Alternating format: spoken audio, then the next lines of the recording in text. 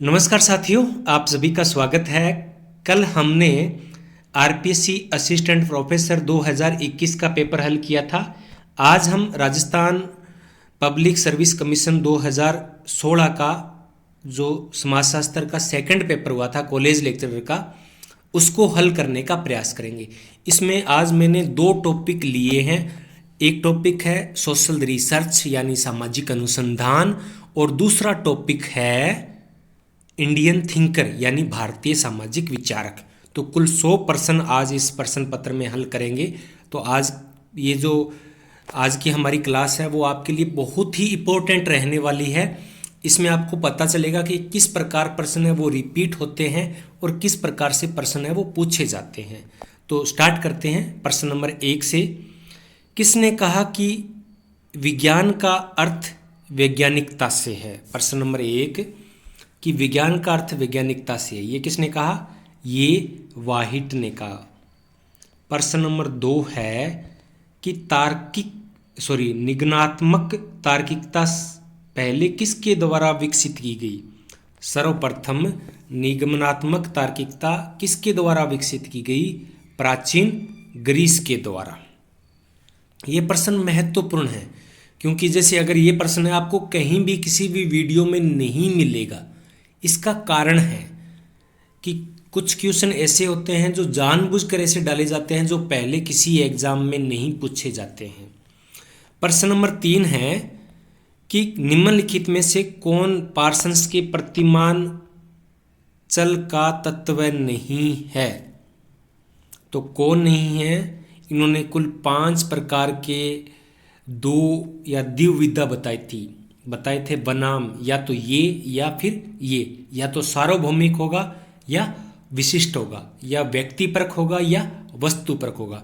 तो उनमें से कौन सी की बात उन्होंने नहीं की थी? तो उन्होंने गुणवत्ता वर्णाम या गुणवत्ता बनाम परिमाण की बात है वो नहीं की थी। प्रश्न नंबर 4 है कि जो अध्ययन नए क्षेत्रों में किए जाते हैं उसको क्या कहते हैं?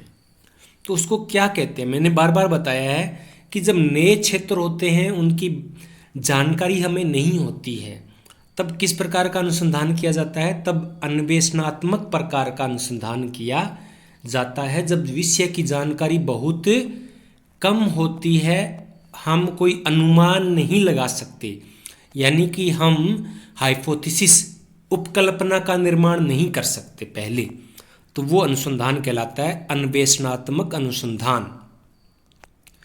प्रश्न नंबर 5 है कि समाजशास्त्र की कौन सी शाखा व्यक्तियों द्वारा प्रतिदिन की क्रियाओं का, थोड़ा समझना, प्रतिदिन की क्रियाओं का अर्थ लगाने के लिए प्रयोग किए जाने वाले सामान्य बुद्धिपरक यानी रेशनलाइजेशन का प्रयोग करती है? तो कौन प्रयोग करती है? लोक विधि विज्ञान।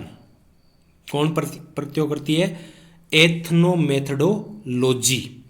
ऑप्शन 2 इसका सही आंसर होगा। प्रश्न नंबर 6 है कि जो शोध कार्य प्रभावों की प्रघटना से संबंधित होते हैं उनका नाम है कार्य प्रभाव या कार्य कारण। तो ये भी 2021 में पूछा गया था, ये प्रश्न रिपीट हुआ है। तो अगर कल वीडियो देखा है तो इसका सही आंसर होगा प्रयोगात्मक शोध, एक्सपेरिमेंटल रिसर्च। प्रश्न नंबर 7 है कि हेनरी जॉनसन के अनुसार निम्न में से कौन सी विशेषता वैज्ञानिक शोध की नहीं है? यानी 3 है वो तो वैज्ञानिक शोध की विशेषता है। देखो, अनुभविकता वैज्ञानिक शोध की सबसे पहली शर्त है। सैद्धांतिक होना भी सही है, संचयी होना भी सही है, अतार्किकता नहीं है, तार्किकता होनी चाहिए रिसर्च के अंदर। अगर तार्किकता नहीं होगी तो फिर रिसर्च किस काम का? तर्क यानी कार्य कारण संबंधों में संबंध प्रकट करना। प्रश्न नंबर 8 है कि किसका विश्वास है कि मूल्य मुक्त समाज विज्ञान एक मिथक है यद्यपि यह वांछनीय है? ये प्रश्न भी रिपीट हुआ है। तो ऐसा किसने कहा है? गुंडलर ने कहा है। अगर कल वाला वीडियो आपने देखा है तो ये आपका सही होगा। इसलिए मेरा मानना है कि जितने भी पुराने पेपर हैं उनको हल करके देखना चाहिए, क्योंकि लगभग 20-25 या 30% उन्हीं में से दोबारा रिपीट होते हैं प्रश्न। तो अगर हम नहीं देखेंगे तो ये हमारी अच्छी बात नहीं है। तो सबसे पहले यही काम होना चाहिए कि जो पुराने पेपर हैं उनको हल करके देखना चाहिए। इससे दो फायदे होंगे, एक तो उनमें से कुछ प्रश्न आएंगे और दूसरा फायदा होगा कि हमें पता चल जाता है कि किस प्रकार के प्रश्न है वो पूछे जाते हैं। अब है प्रश्न नंबर 9, एक निदर्शन यानी सैंपलिंग संपूर्ण का छोटा प्रतिनिधि है। छोटा, हिंदी में छोटा को क्या कहेंगे? लघु कहेंगे। ये भी प्रश्न रिपीट हुआ है, तो इसका सही आंसर क्या होगा? गुड्डे एवं हार्ट ने कहा है कि निदर्शन संपूर्ण का एक लघु प्रतिनिधि है या छोटा प्रतिनिधि है। प्रश्न नंबर 10 है कि निम्नलिखित में से किसे अनुसंधान में व्यावसायिक आचार नहीं कहते हैं? इथिक्स नहीं कहेंगे। इथिक्स का यानी पक्षपात करना इथिक्स में कहाँ होता है? व्यावसायिक आचार व्यवहार या इथिक्स में होता है कि निष्पक्ष रहना है, और ये क्या करें? पक्षपात निष्कर्ष, तो इसमें नहीं होता है। प्रश्न नंबर 11 है कि समाजशास्त्री सामान्यता या साधारणतया सामाजिक दुनिया पर अपने दृष्टिकोण से वास्तविकता को थोपते हैं, इंगित करता है। किसको इंगित करता है? तो ये होता है मूल्य। इसको क्या कहते हैं? वैल्यू। हम अपने जो मूल्य होते हैं उसके हिसाब से दुनिया का, संसार का, व्यक्तियों का अध्ययन करना चाहते हैं, लेकिन ऐसा संभव नहीं होता है। ये वास्तविकता नहीं होती है। प्रत्येक के अपने अपने मूल्य होते हैं। प्रश्न नंबर 12 है कि अनुसंधान की संशोधनास्पद ईमानदारी एवं उपयोग की गई शोध प्रविधि की नैतिकता का परिणाम है। ये शब्द यहाँ पे महत्वपूर्ण है, यानी जो सही नहीं है उस पर संदेह किया जा सकता है, तो विश्वसनीयता पे कोई संदेह नहीं किया जा सकता, तार्किकता पे कोई संदेह नहीं किया जा सकता, अविश्वसनीय पे किया जा सकता है। लेकिन यहाँ से जो सही आंसर होगा वो ये होगा कि अविश्वसनीयता। अगर विश्वास ही नहीं है यानी उस पर संदेह किया जा रहा है। ईमानदारी पे संदेह करना यानी उसमें अविश्वास है। प्रश्न नंबर 13 है कि उपकल्पना के संबंध में निम्नलिखित में से कौन सा कथन सही है? तो उपकल्पना, हाइपोथेसिस क्या कहती है कि जो भी शोध समस्या है उसकी संभावना है, एक अनुमान है, एक कल्पना है, एक उपकल्पना है कि इसका उत्तर ये हो सकता है। तो ऑप्शन 1 इसका सही होगा। प्रश्न नंबर 14 है कि एक प्राकल्पना की आवश्यक प्रकृति है। जब मैंने हाइपोथेसिस पढ़ाया है, जो टॉपिक पढ़ाया है, उसमें मैंने बार बार एक ही बात कही है कि अनुभविकता सामाजिक अनुसंधान का प्राकल्पना का सबसे महत्वपूर्ण पॉइंट है, जिसे अनुभव के द्वारा सिद्ध नहीं किया जा सकता वो सोशल रिसर्च नहीं हो सकता। प्रश्न नंबर 15 है कि प्राकल्पना यानी हाइपोथेसिस निर्माण एक सृजनात्मक क्रिया है, ऐसा किसने कहा है? तो ऐसा गुड्डे एवं हार्ट ने कहा है। गुड्डे एवं हार्ट ने कहा है। तो ये जितने हमने प्रश्न हल किए हैं, मैं इनको जो सोशल रिसर्च की क्लास है उनमें करवा चुका हूँ, लगभग करवा चुका हूँ। कोई एक आधे प्रश्न ऐसे आते हैं जो उसमें नहीं आते हैं, और वो आएंगे ही आएंगे। अगर सारे आने लगे ना तो फिर मामला गड़बड़ हो जाएगा। तो पेपर बनाने वाले भी सोचते हैं कि सारे नहीं आए, लेकिन कुछ प्रश्न हैं वो, क्योंकि अलग अलग लेवल के आते हैं, कुछ उनका क्राइटेरिया होता है कि 40% अपने बहुत ही डिफ़िकल्ट लेवल के प्रश्न डालेंगे और 30% बिल्कुल इजी डालेंगे और 30% ऐसे होंगे जो ठीक मीडियम कैटेगरी के होंगे। प्रश्न नंबर 16 है कि प्रश्नों की वह तालिका जिसमें शोधकर्ता प्रश्नों के उत्तर भरता है उसको क्या कहते हैं? तो उसको क्या कहते हैं? उसको कहते हैं अनुसूची। यहां अनुसूची नहीं है, यहां क्या कह दिया? साक्षात्कार अनुसूची, रिसर्च शेड्यूल, जिसमें शोध करता है वो स्वयं प्रश्नों के उत्तर भरता है। प्रश्नावली में क्या होता है कि स्वयं उत्तरदाता है वो प्रश्न भरता है, शोधकर्ता नहीं भरता है। प्रश्न नंबर 17 है कि अनुसंधान प्रारूप के अर्थ का संबंध निम्न में से किससे है? तो किससे है? रिसर्च प्रारूप, डिजाइन। क्या है? डिजाइन, नक्शा। और हिंदी में इसको क्या कहेंगे हम? रूपरेखा। अंग्रेजी में क्या कहेंगे? आउटलाइन या फिर ब्लूप्रिंट। प्रश्न नंबर 18 है कि विभिन्न विश्वविद्यालयों के कॉलेज विद्यार्थियों में मादक द्रव्य सेवन का विभिन्न वर्षों में अध्ययन करना कौन सी अनुसंधान परिरचना का उदाहरण है? तो कौन सी अनुसंधान परिरचना का है? तो मैंने बताया था कि ये जो शोध होते हैं वो क्या होते हैं? वर्णनात्मक होते हैं, जिसमें किसी समस्या के बारे में विस्तृत वर्णन किया जाता है। अब कई बार मेरे से प्रश्न पूछा जाता है कि सोशल रिसर्च के लिए सबसे अच्छी बुक कौन सी है? सबसे अच्छी बुक कौन सी है? तो देखो, मेरे पास लगभग सोशल रिसर्च की 10 किताबें हैं और मैं 10 किताबों से पढ़कर टॉपिक तैयार करता हूं, लेकिन जो मुझे लगी वो सबसे अच्छी लगी राम आहूजा की सोशल रिसर्च, और ये प्रश्न वहीं से पूछा गया है। लेकिन उसकी लैंग्वेज बहुत टफ है, बहुत क्लिष्ट भाषा का प्रयोग उसमें किया गया है, तो बड़ा समझने के लिए उसको हमें बहुत जोर लगाना पड़ेगा, दिमाग लगाना पड़ेगा। दूसरी जो महत्वपूर्ण पुस्तक है वो है साहित्य भवन पब्लिकेशन आगरा की। उसमें लैंग्वेज बड़ी इजी है, ठीक है, उससे प्रश्न भी अच्छे आते हैं, लेकिन सारे कवर नहीं होंगे। तो अगर आपको सारे कवर करने हैं तो मेरी कोशिश रहेगी कि आप कोई भी बुक पढ़िए, लेकिन इस वीडियोज़ को जो मैंने बनाए हैं उनको ज़रूर देखिए, क्योंकि यहाँ मैंने 10 किताबों से मैटर उठाया है और उसके बाद में मैं प्रश्न है वो या कंटेंट है वो तैयार करता हूँ, तो फिर उसमें गलती की गुंजाइश भी नहीं रहती है और लगभग आपका रिसर्च का 90% चीज़ें हैं वो क्या होती है? कवर हो जाती है। तो आप ये 2 बुक खरीद लीजिए, इसके अलावा मैं तीसरी का सुझाव है वो नहीं दूंगा। प्रश्न नंबर 19 है कि अन्वेषणात्मक शोध के लिए निम्न में से कौन सा सही कथन है? अन्वेषणात्मक, तो मैंने क्या कहा था?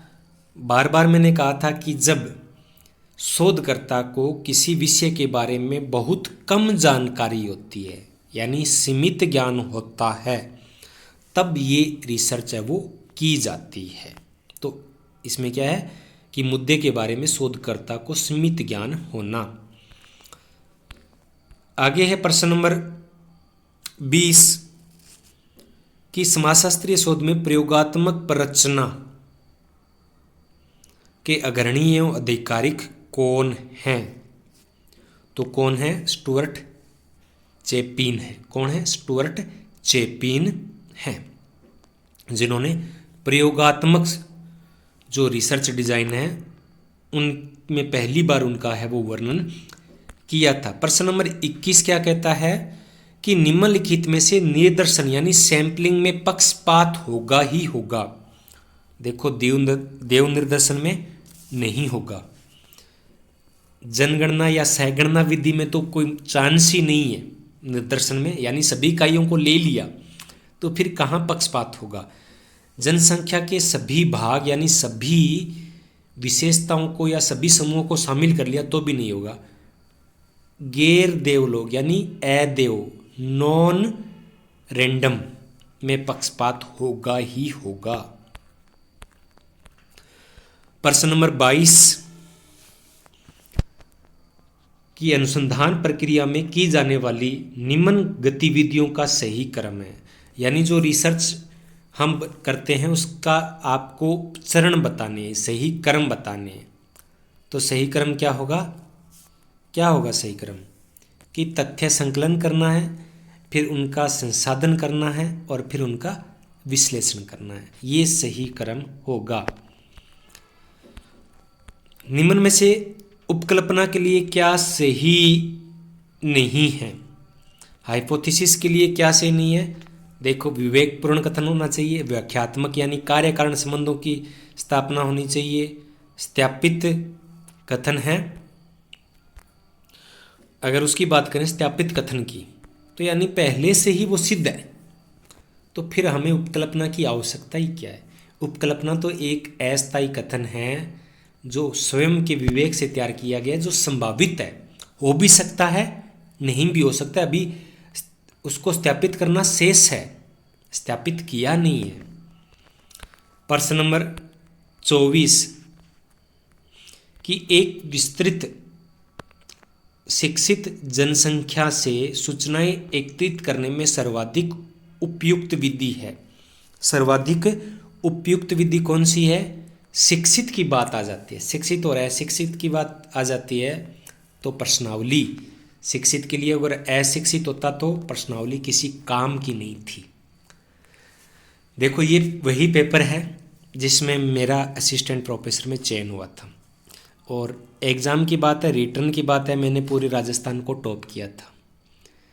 उसमें मेरे जो पहला पेपर था, ये सेकंड पेपर है, जो पहला पेपर था मेरे उसमें 80% सही आए थे, और इसमें मेरे केवल 66% आंसर सही हुए थे। लेकिन फिर भी ये मेरा सबसे बेस्ट है। और सबसे ज़्यादा मुझे जो प्रॉब्लम आती है वो सोशल रिसर्च में आती है। लेकिन धीरे धीरे मैं दावा कर सकता हूँ कि सोशल रिसर्च भी मुश्किल नहीं रहेगी। हम सोशल रिसर्च को भी आसान है वो बना देंगे। कुछ मेहनत मुझे करनी पड़ेगी और कुछ मेहनत आपको करनी पड़ेगी। इसका एक ही तरीका है कि ज़्यादा से ज़्यादा ऑब्जेक्टिव टाइप प्रश्न है वो हल किए जाएं। प्रश्न नंबर 26 है कि तथ्य संकलन का प्राथमिक सोर्स नहीं है। प्राथमिक सोर्स नहीं है। अगर आपने मेरी वीडियोस देखी है तो आप इसका आंसर दे सके। प्रश्नावली, साक्षात्कार, अनुसूची, अवलोकन, ये प्राथमिक सोर्स है। प्राकल्पना है वो प्राथमिक सोर्स नहीं है। यानी पहले से कोई प्राकल्पना बन चुकी है और उसका अगर हम लेते हैं तो वो फिर सेकेंडरी डाटा होगा, प्राइमरी डाटा नहीं होगा। आवश्यकता अनुसार जब चाहे कोई कौन से निर्देशन से उप निर्देशन ले सकता है। कोई भी है वो उप निर्देशन है वो ले सकता है। तो इसको क्या कहेंगे? देखो, यहाँ पे थोड़ा सा डाउट है मुझे। उसका होना चाहिए था कोटा निर्देशन, यानी कोटा सैंपलिंग। हमने कोटा कर लिया, लेकिन ये क्या कह रहा है कि उप निर्देशन, यानी बाद में भी हम सैंपलिंग ले सकते हैं। तो प्रतिरूपक, क्षेत्र निर्देशन और मास्टर निर्देशन। तो इसका सही आंसर दिया है वो मास्टर निर्देशन दिया है, मास्टर सैंपलिंग। तो इसका मुझे बाद में भी ज़्यादा डिटेल मिली नहीं है। तो इस प्रकार के एक आधे प्रश्न जरूर आएंगे जो आपसे नहीं होंगे। लेकिन मैंने क्या कहा कि केवल 66 यानी केवल 2/3 प्रश्न सही हुए थे, फिर भी मैंने राजस्थान को टॉप किया था क्योंकि इसमें सोशल रिसर्च के टॉपिक थे। तो ये बड़ा काफ़ी मुश्किल टॉपिक है। अगर एक आधा प्रश्न नहीं आता है तो हमें घबराने की आवश्यकता नहीं है। जितने आ रहे हैं उनको सही हम करें। समस्त इकाइयों या तत्वों की संपूर्ण सूची, इसको मैंने क्या कहा था? संपूर्ण सूची को क्या कहते हैं? क्या कहते हैं? Sampling frame. क्या कहते हैं? सैंपलिंग फ्रेम कहते हैं या सैंपलिंग डिजाइन कहते हैं। हिंदी में इसको क्या कहेंगे? निदर्शन ढांचा या निदर्शन पररचना। प्रश्न नंबर 28 है, किसने आधुनिकता के विंध्वस मॉडल को बनाया है? यानी यहाँ पे प्रश्न ये है कि किसने आधुनिकता को एक विध्वंस कहा है, विनाश कहा है? किसने कहा था? वोमेन ने कहा था। जिगमुंड वोमेन ने कहा था। तो इस पर मैंने 2 क्लास लगा रखी है, एक आधुनिकता और उत्तर आधुनिकता, तो उसमें आपको ये आंसर है वो मिल जाएगा। प्रश्न नंबर 29 है कि अवलोकन में तथ्य संकलन का मुख्य साधन क्या है। अवलोकन में ऑब्जर्वेशन हम किससे करते हैं? आंखों से करते हैं। किससे करते हैं? आंखों से करते हैं। प्रश्न नंबर 30 है कि सहभागी अवलोकन के लिए निम्न में से कौन सा कथन सही है? भी कौन सा कथन है वो सही है?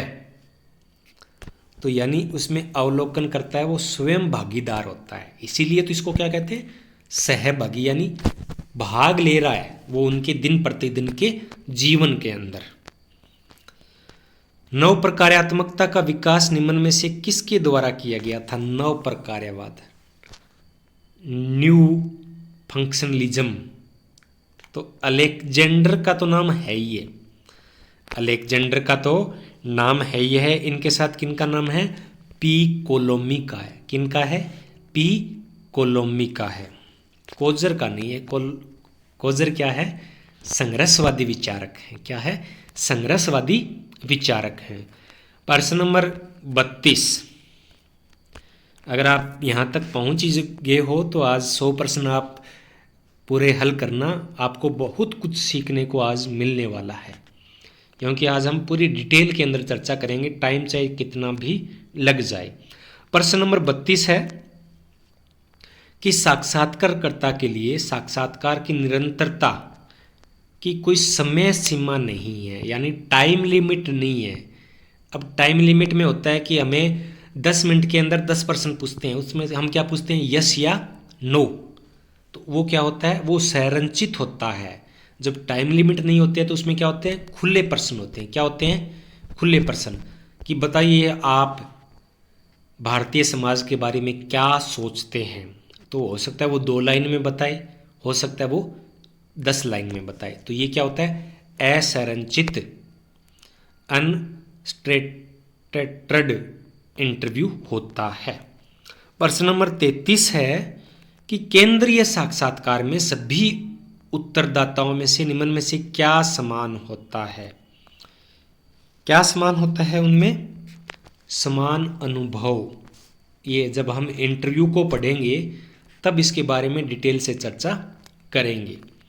प्रश्न नंबर 34 है कि एक अनुसूची के लिए क्या सही है? अनुसूची यानी एक प्रश्नों की सूची होती है, उसमें उत्तरदाता स्वयं भरता है, तो ये गलत बात है। उत्तरदाता स्वयं किस में भरता है? प्रश्नावली में भरता है। इसमें अन्वेषण करता, अनुसंधान करता उत्तर खुद लिखता है। ये साक्षात्कारों के लिए उपयोगी नहीं है, ये दोनों के लिए उपयोगी है, साक्षरों के लिए भी और निक्षरों के लिए भी। ये अनुपयोगी नहीं है, ये भी उपयोगी है। प्रश्न नंबर 35 है कि एक प्रश्नावली ओब्लिक अनुसूची का वह प्रश्न विषय के विशिष्ट पहलू के बारे में जानकारी उपलब्ध कराता है तो उसको क्या कहते हैं? प्रश्न जो विशिष्ट पहलू के बारे में जानकारी या सूचना उपलब्ध कराता है तो उसको क्या कहते हैं? प्राइमरी क्वेश्चन कहते हैं, प्राथमिक क्वेश्चन कहते हैं। तो ये अभी हमने टॉपिक है वो किया नहीं है, करेंगे तो इसमें ये प्रश्न भी लेंगे। प्रश्न नंबर 36 है आपको जीवन में किससे प्रशंसता मिलती है? किससे खुशी मिलती है, प्रसन्नता मिलती है? तो ये किस प्रकार का प्रश्न है? प्रत्यक्ष प्रश्न नहीं है, अप्रत्यक्ष नहीं है, जटिल नहीं है, ये क्या है? अमूर्त। क्या है? अमूर्त है, यानी अनुभव को जानने का प्रयास इसमें किया जा रहा है। प्रश्न नंबर 37 है कि निम्न में से कौन सा प्रश्न सुझाव देता है? पहले से सुझाव देता है कि आपको ऐसा करना चाहिए। तो इसमें क्या हो गया? क्या आप सहमत है कि निर्धन लोगों की सहायता की जानी चाहिए? तो ये क्या सुझाव दे रहा है? तो इसमें क्या कहोगे आप? हाँ कहोगे, ना नहीं कहोगे। जैसे कि आप प्रतिदिन टेलीविज़न देखते हैं? ना है। छात्र राजनीति के बारे में आप क्या विचार करते हैं, पॉजिटिव और नेगेटिव कर सकते हो, लेकिन जब आपसे पूछ लिया जाता है कि क्या लोगों की सहायता करनी चाहिए, तो आप कहोगे हाँ करनी चाहिए, तो ये सुझाव दे रहा है। प्रश्न नंबर 38 है कि निम्न में से कौन सी बात प्रश्नावली के लिए सही है। अधिक समय नहीं लगता है इसमें, तो आपने 100 प्रश्नावली बनाई, एक बार प्रश्नावली बना दी और 100 लोगों को भेज दी, ये कम खर्चीली है। यह क्या है? कम खर्चीली विधि ये है। और इसकी क्या विशेषता है? इनमें से ये और कोई विशेषता इसकी नहीं है। प्रश्न नंबर 39 क्या कहता है कि सामाजिक विज्ञान में एकल अध्ययन विधि से किसने परिचय करवाया? तो किसने परिचय करवाया? फ्रेडरिक लीपले ने। यहाँ लेपले लिखा है और कई जगह आपको मिलेगा लीपले, यानी जो एकल अनुसंधान विधि है उसका सर्वप्रथम प्रयोग किसने किया था? एकल अनुसंधान विधि यानी केस स्टडी, यानी इसमें जरूरी नहीं है कि एक व्यक्ति का किया जाए, एक समूह का भी किया जा सकता है, एक संस्था का भी किया जा सकता है। तो लीपले ने सर्वप्रथम केस स्टडी के बारे में बताया है। शोधकर्ता के उद्देश्य से केस डाटा परिपूर्ण प्रकार की समाजशास्त्रीय सामग्री है, ऐसा किसका मानना है? तो इसका किसका मानना है? थॉम्स एवं जनेकी की का मानना है। तो ये कुछ प्रश्न बीच बीच में 1-2 प्रश्न आएंगे जो पहली बार हम पढ़ेंगे। उत्तर प्राप्त न होना ये किस पद्धति की विशेषता है? तो किस पद्धति की विशेषता है ये प्रश्नावली की है। हमने 100 प्रश्नावली भेज दी, तो मान के चलना कि 40 से ज़्यादा प्रश्नावली लौट के नहीं आएगी। आपका उस विषय में इंटरेस्ट है लेकिन प्रश्नावली वाले का नहीं है। एक मादक द्रव्य व्यसनी का केस किस प्रकार के एकल अध्ययन के अंतर्गत आता है? तो किस प्रकार के अध्ययन के अंतर्गत आता है? मौखिक इतिहास में आएगा। किस में आएगा? मौखिक इतिहास में। उसका कोई लिखित थोड़ी मिलेगा, मौखिक ही मिलेगा, कोई ऐतिहासिक थोड़ी मिलेगा। अवलोकन तो उसका हम कर ही नहीं सकते, प्रस्तुति की भी नहीं होगा। प्रश्न नंबर 43 है कि प्रकाशित पाठ से, तो ये प्रश्न देखते ही आपके दिमाग में आ जाना चाहिए कि इसका आंसर क्या होगा। पुस्तकों से, समाचार पत्रकों से, इनसे लेकर जब हम अनुसंधान करते हैं तो उसको क्या कहते हैं? विषय वस्तु विश्लेषण। एग्जाम्पल के तौर पे कि ज़्यादातर किस जाति के अंदर जो अरेंज मैरिज कम होती है, तो इसके लिए आप कैसे अध्ययन करोगे? फिर आपका जो पत्रिका होती है उसके अंदर आप क्या देखोगे? वैवाहिकी जो पृष्ठ आता है या जो जीवनसाथी.com होता है, वहाँ जाकर आप इनका अध्ययन वो कर सकते हैं। तो इसको कहते हैं विषय वस्तु विश्लेषण। प्रश्न नंबर 44 है कि 1919 में बॉम्बे विश्वविद्यालय में समाजशास्त्र के प्रथम प्रोफेसर के रूप में नियुक्ति किसकी हुई थी? तो किसकी हुई थी? पैट्रिक गिड्स की हुई थी 1919 में, प्रोफेसर के रूप में। अलग विभाग बना था 1919 में। 1924 में हुई थी जीएस गुरिये की। किनकी हुई? जीएस गुरिये की।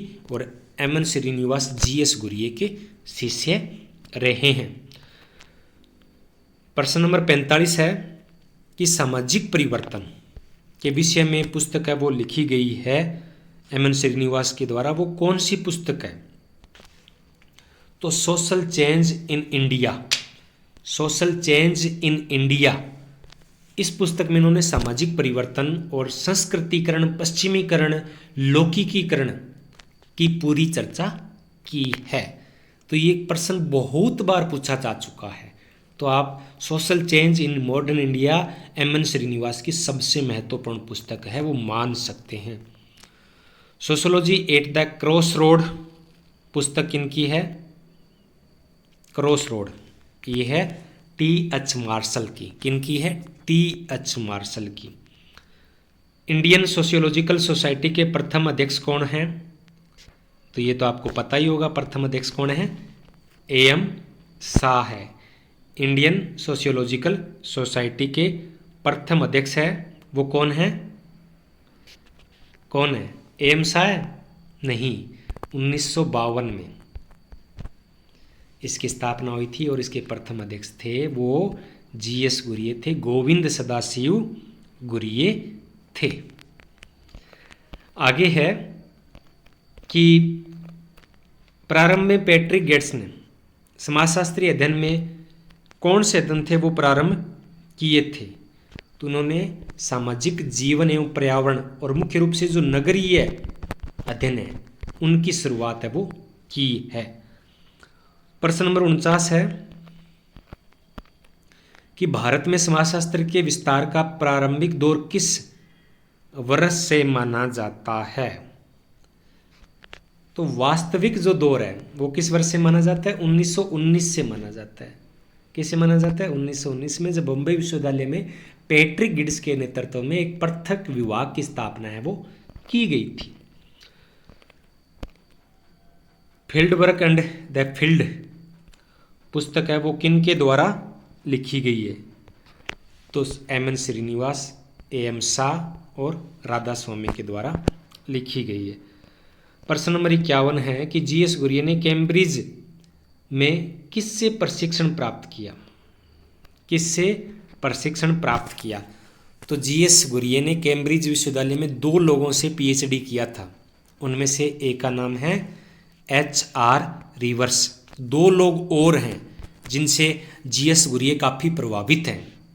इसके लिए आपको जी.एस. घुरिये का जो मेरा वीडियोज़ है वो देखना पड़ेगा। प्रश्न नंबर 52 है, थोड़ा सा मैं अभी जल्दी चलूँगा क्योंकि टाइम ज़्यादा लग रहा है, फिर भी पूरा एक्सप्लेन तो करेंगे ही करेंगे। प्रश्न नंबर 52 है कि इनमें से कौन सा एक लुई ड्यूमा के समाजशास्त्र के क्षेत्र में योगदान को सही नहीं दर्शाता है? कौन सा नहीं दर्शाता है? आदिम सामाजिक संरचना की बात इन्होंने नहीं की थी। ये क्या है? इंडोलॉजिकल की बात करते हैं। और जाति संस्तरण में इन्होंने शुद्धता एवं अशुद्धता, पवित्रता एवं प्रदूषण की बात है वो की है। प्रश्न नंबर 53 है कि कौन सा कथन जी.एस. घुरिये के लिए सही नहीं है? सही नहीं है तो ये भारतीय उपागम पर जोर देते हैं, इंडोलॉजिकल अप्रोच को अपनाते हैं, तो ये तो सही है।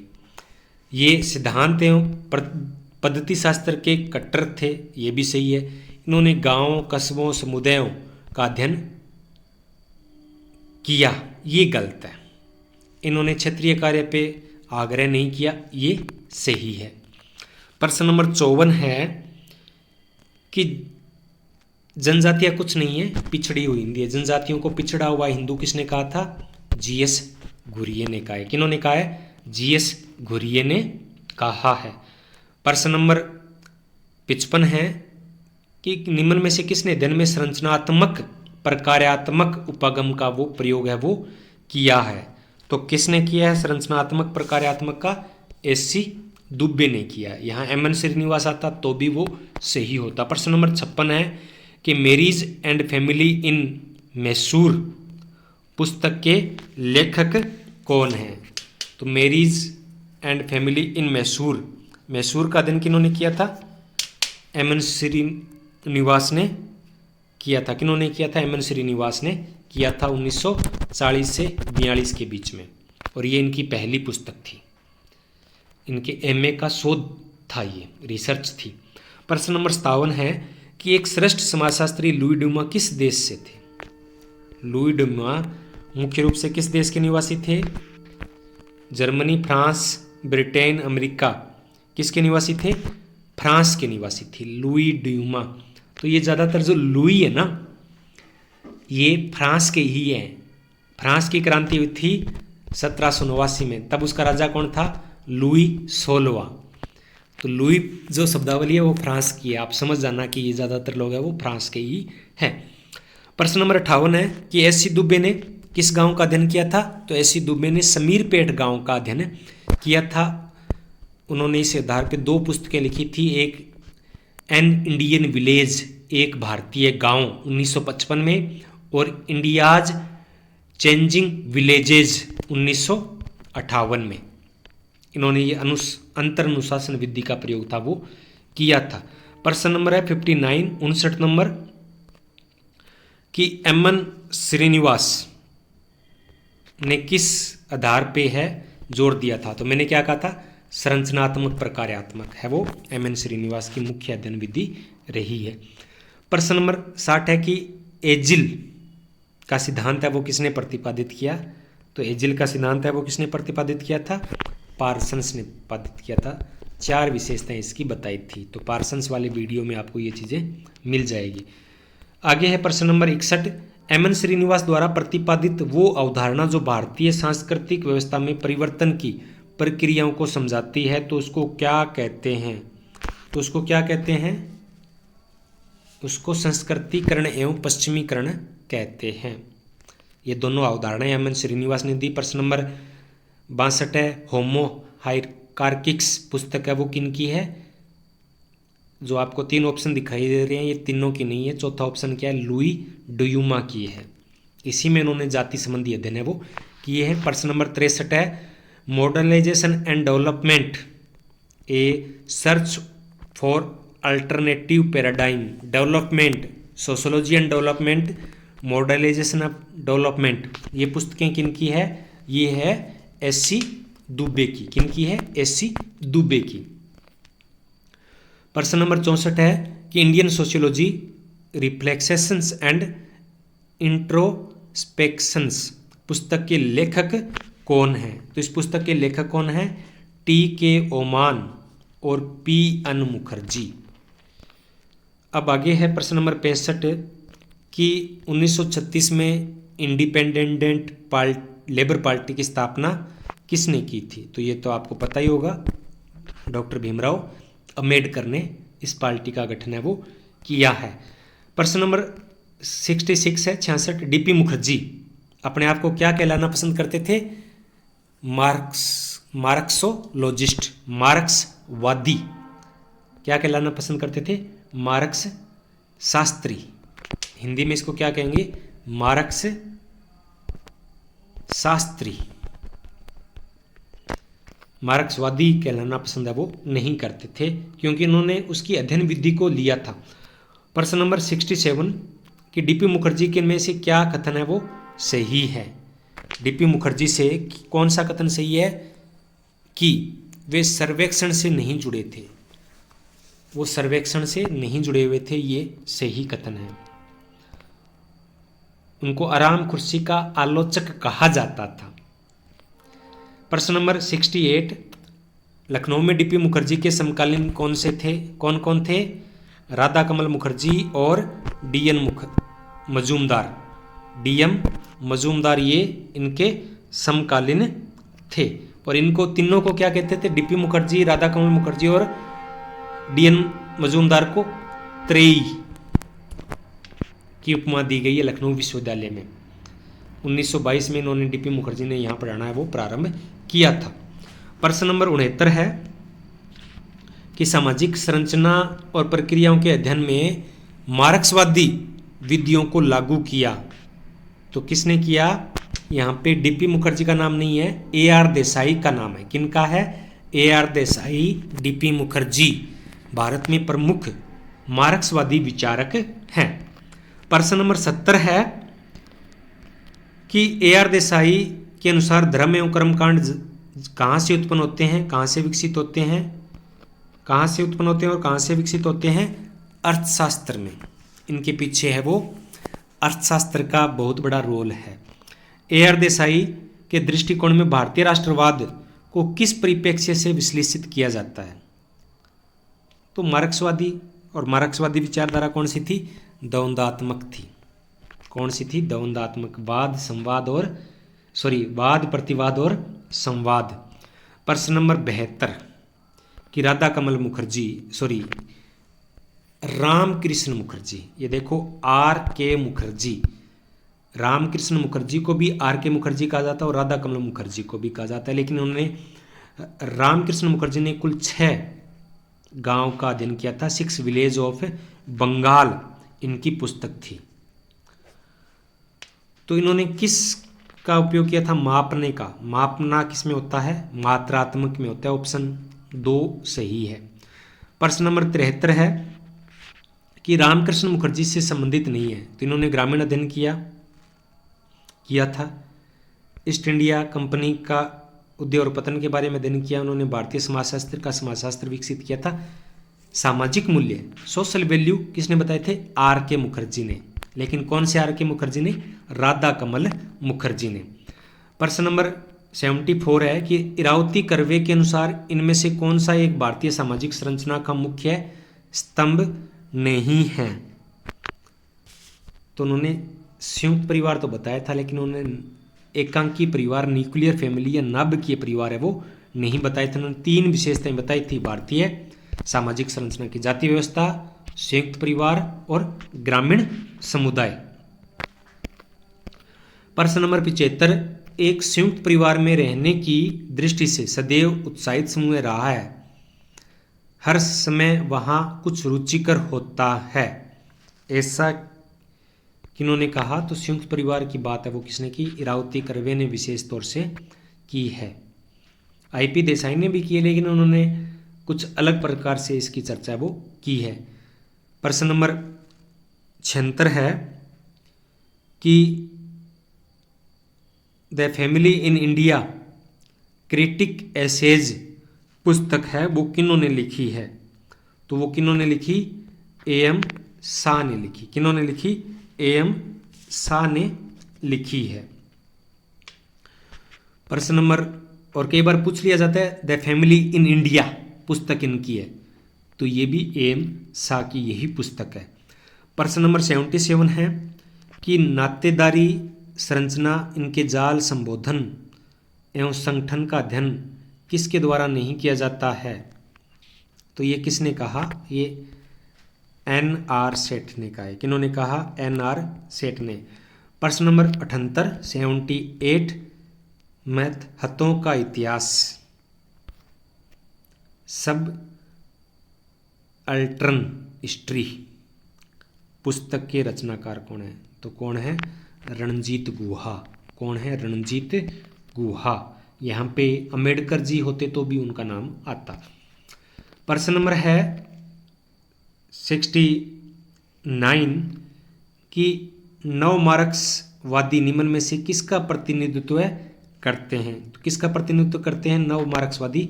फ्रैंकफर्ट स्कूल का, फ्रैंकफर्ट स्कूल।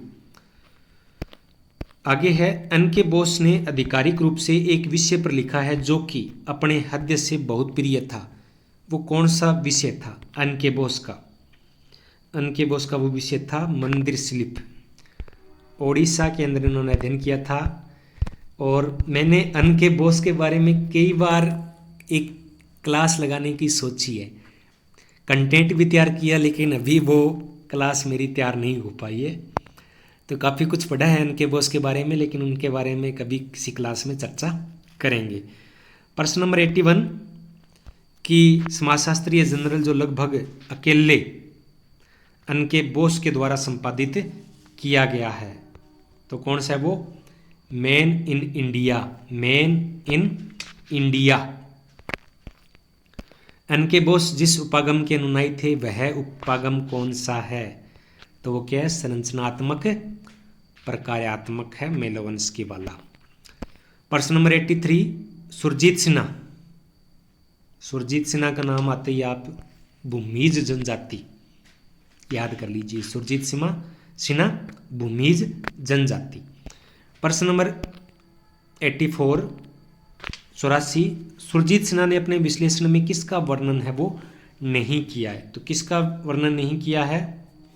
उन्होंने फैमिली, परिवार का वर्णन नहीं किया। जाति का किया, परिवार का नहीं किया, पर जनजाति का किया, कृषि का किया। और जाति जनजाति सातत्य की अवधारणा इन्होंने दी है। प्रश्न नंबर 85 कि इनमें से कौन सा एक विनियम का प्रकार लेवी स्ट्रास द्वारा अपने अध्ययन में नहीं पाया गया है? तो भूमि का विनियम नहीं किया गया है। आगे है प्रश्न नंबर, ये इंडियन थिंकर के बाद में कुछ बीच में वेस्टर्न थिंकर भी कुछ प्रश्नों में आएंगे। Doctor B.R. अम्बेडकर ने एक मंत्र दिया, शिक्षित बनो, संगठित रहो और जागो या आंदोलन करो। किसका दिया था? जागो, प्रदर्शन करो, आंदोलन करो। उन्होंने आंदोलन की विशेषता बात की, अधिकार प्राप्त करने के लिए ज़्यादा से ज़्यादा आंदोलन करो। प्रश्न नंबर 87 कि अम्बेडकर का संवैधानिकता के प्रति क्या दृष्टिकोण था? अधीनता का क्या दृष्टिकोण था? तो स्वयं के लिए संघर्ष और कार्य से अर्जित की जाती है। प्रश्न नंबर 88 निम्न में से कौन सा पहलू अम्बेडकर की वैचारिकी से मेल नहीं खाता है? तो कौन सा नहीं खाता है? आप आराम से कह सकते हो कि उनकी विचारिकी से मेल नहीं खाता। कर्मकांड का महत्व, वो कर्मकांड के तो बहुत ज़्यादा विरोधी थे। प्रश्न नंबर 89 कि किसका संबंध डेविड हार्डीमैन से है? डेविड हार्डीमैन ने गुजरात के बणियों का अध्ययन किया था। गुजरात के बणियों का, द फीडिंग ऑफ द बणिया। प्रश्न नंबर 90 कि दक्षिण गुजरात में देवी आंदोलन का संबंध निम्न में से किससे नहीं है? तो इस देवी आंदोलन का अध्ययन है वो हार्डीमन ने किया था। तो वो शांति जनजातीय समाज सुधारक थे, लेकिन वो अहिंसात्मक तरीके से किया था, जिस प्रकार से भगत आंदोलन है भील जनजाति के अंदर। प्रश्न नंबर 91 है कि हार्डीमैन है वो किस प्रकार के परिप्रेक्ष्य है उनका है? वो है सब अल्टरन स्टडीज, सब अल्टरन, डॉक्टर भीमराव अम्बेडकर और हार्डीमैन। प्रश्न नंबर 92 कोई भी समाजशास्त्रीय सिद्धांत एक विद्या के इतिहास में इतना अधिक केंद्रित नहीं रहा है जितना कि परघटना शास्त्र, जितना कि परघटना शास्त्र में रहा है। प्रश्न नंबर यहाँ पे मैं 92 नंबर में सुधार करना चाहूँगा कि कोई भी समाजशास्त्रीय सिद्धांत इतिहास में सबसे अधिक महत्वपूर्ण रहा है। तो इतिहास के अंदर वो रहा है संरचनात्मक प्रकार्यात्मक रहा है। क्या है? संरचनात्मक प्रकार्यात्मक समाजशास्त्र का पहला समाजशास्त्रीय सिद्धांत है। प्रश्न नंबर 93 है कि मर्टन के अनुसार समाज की प्रकार्यात्मक एकता किस समाज के लिए सही हो सकती है? तो सबसे अधिक एकता किस प्रकार के समाज में होती है? जटिल में होती है, औद्योगिक में होती है, आदिम में होती है, बड़े में होती है? तो आदिम में होती है। ये अलग ही अपने को दिखाई देगा। 94 है कि मर्टन का समाजशास्त्रीय विश्लेषण का पैराडाइम एक निर्देशक रूप से है। तो सिद्धांत एवं अनुसंधान का, सिद्धांत एवं अनुसंधान का। 95 नंबर है कि मर्टन के द्वारा परिभाषित एक शब्दावली वे अलौकिक परिणाम जो व्यवस्था में अनुकूलन स्थापित करने के लिए किए जाते हैं, तो उसको क्या कहते हैं? प्रकार्य कहते हैं। क्या कहते हैं? प्रकार्य, फंक्शन कहते हैं। प्रश्न नंबर इसका ऑप्शन है वो डी सही होगा। 46 नंबर है the structure of social action, सामाजिक क्रिया की संरचना। ये पुस्तक किन के द्वारा लिखी गई है? पार्सन्स के द्वारा लिखी गई है। प्रश्न नंबर 97 है माइकल फूको की रचना नहीं है। माइकल फूको की रचना है इनमें से कौन सी नहीं है? Forms of talk, history of sexuality, madness and civilisation, discipline and punishment, ये तीनों है वो फूको की रचना है। इन पे भी हम मॉडर्न थिंकर हैं उन पे भी चर्चा करेंगे, लेकिन मार्च के अंदर। पार्सन्स के अनुसार 98 प्रश्न है कि एक व्यवस्था की 4 पूर्व आवश्यकताएं जरूरी है, इनमें से शामिल नहीं है। तो इनमें से कौन सी है वो शामिल नहीं की गई है? अनुकूलन, यथास्थिति और गोल प्राप्ति किया गया, संस्था को शामिल नहीं किया गया है। प्रश्न नंबर 99 है कि पार्सन्स ने जो 4 बताए हैं उनमें से शामिल नहीं है। सामाजिक व्यवस्था शामिल है, सांस्कृतिक व्यवस्था शामिल है, आर्थिक व्यवस्था की उन्होंने बात है वो थोड़ी कम की तो है, लेकिन कम की है। व्यक्तित्व व्यवस्था की बात इन्होंने की है। तो इसका आंसर होगा 3। संरचनावाद के जनक कौन है? फादर ऑफ स्ट्रक्चरलिज्म, संरचनावाद के जनक कौन है? तो कौन है? संरचनावाद के जनक है फर्डिनेंड डी सोसरे। कौन है? फर्डिनेंड डी सोसरे, ये संरचनावाद के जनक है। तो ये आज की क्लास हमारी यहीं पूरी होती है। कभी अब वो जो नए थिंकर्स हैं उन पे क्वेश्चन स्टार्ट हो चुके हैं, तो जब हम न्यू थिंकर्स को पढ़ेंगे, तब इन प्रश्नों को, बाकी के 50 प्रश्नों को हल करेंगे। तो आपको ये क्लास कैसी लगी कमेंट के माध्यम से ज़रूर बताइएगा, और लाइक शेयर और सब्सक्राइब ज़रूर करना, ये करना ना भूले। यही मेरे लिए मोटिवेशन है। आपके प्रेम के लिए ही मैं हर रोज़ अपना समय निकाल के लिए हर रोज़ प्रस्तुत होता हूँ। आपने मुझे इतनी प्रेम से सुना या झेला, इसलिए आप सभी का बहुत बहुत धन्यवाद।